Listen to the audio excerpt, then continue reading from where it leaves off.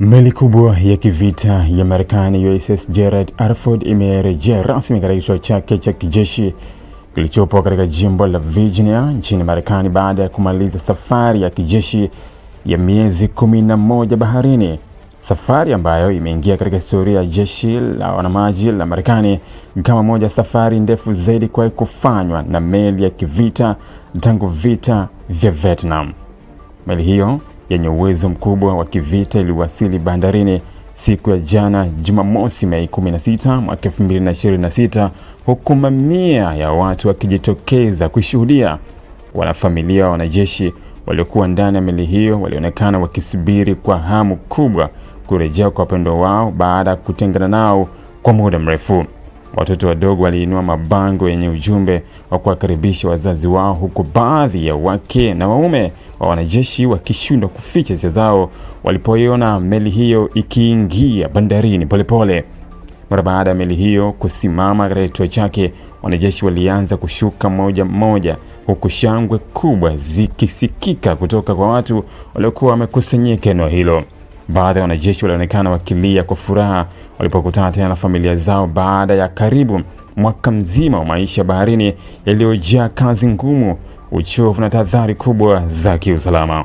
Safari hiyo ya miezi 11 ilifanyika katika kipindi ambacho dunia imekuwa ikikabiliwa na migogoro mingi ya kisiasa na kijeshi. Katika muda wote USS Gerald R. Ford ilitumika katika maeneo mbalimbali muhimu duniani, hasa katika bahari ya Mediterania, bahari ya Arabia pamoja na Mashariki ya Kati, ambapo Marekani imekuwa ikiimarisha nguvu zake za kijeshi kutokana na kuongezeka kwa mvutano wa kimataifa. Maafisa wa jeshi la Marekani walisema meli hiyo ilifanya kazi nyingi muhimu, zikiwemo doria za kijeshi, mazoezi ya pamoja na mataifa ya shirika, pamoja na kulinda njia muhimu za biashara za baharini. Marekani imekuwa na wasiwasi mkubwa kuhusu usalama wa njia muhimu za usafirishaji wa mafuta na bidhaa kutokana na mashambulizi dhidi ya meli za biashara yaliyowahi kutokea katika eneo la Mashariki ya Kati. Katika kipindi chote hicho, ndege za kivita zilizokuwa ndani ya USS Gerald R. Ford zilifanya operesheni mbalimbali za kijeshi pamoja na mazoezi ya anga katika maeneo yenye mvutano mkubwa. Marekani imekuwa ikitumia uwepo wa meli hiyo kama njia ya kuonyesha nguvu zake za kijeshi na kuwapa ujumbe maadui wake kuwa ipo tayari kujibu tishio lolote. Meli hiyo ni moja ya meli kubwa na za kisasa zaidi kuwahi kutengenezwa duniani. Ina uwezo wa kubeba zaidi ya ndege 75 za kivita pamoja na maelfu ya wanajeshi. Pia ina mfumo wa kisasa wa kuzindua ndege kwa kutumia nguvu za umeme badala ya mfumo wa zamani wa mvuke uliotumika katika meli za Marekani. Mbali na uwezo wake mkubwa wa kivita, USS Gerald R. Ford pia hutumia nguvu za nyuklia, jambo linaloiwezesha kusafiri kwa muda mrefu sana bila kuhitaji kujazwa mafuta. Teknolojia hiyo imefanya kuwa moja ya silaha muhimu zaidi za Marekani katika bahari mbalimbali duniani. Wachambuzi wa masuala ya ulinzi wanasema kuwa safari hiyo ya miezi 11 inaonyesha jinsi Marekani inavyoongeza tahadhari zake kutokana na hali ya sasa duniani. Katika miezi ya hivi karibuni, Marekani imeendelea kuongeza vikosi vyake katika maeneo yenye mvutano kutokana na migogoro inayohusisha Iran, vita vya Ukraine, pamoja na ushindani mkubwa wa kimataifa na China.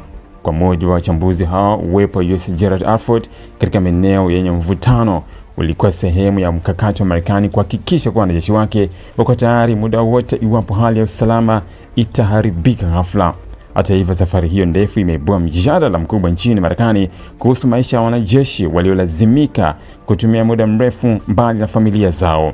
Baadhi ya wataalamu wa afya ya akili wameonya kuwa kukaa baharini kwa muda mrefu kunaweza kuwaathiri wanajeshi kisaikolojia kutokana na uchovu mkubwa, msongo wa mawazo pamoja na shinikizo la kazi za kijeshi.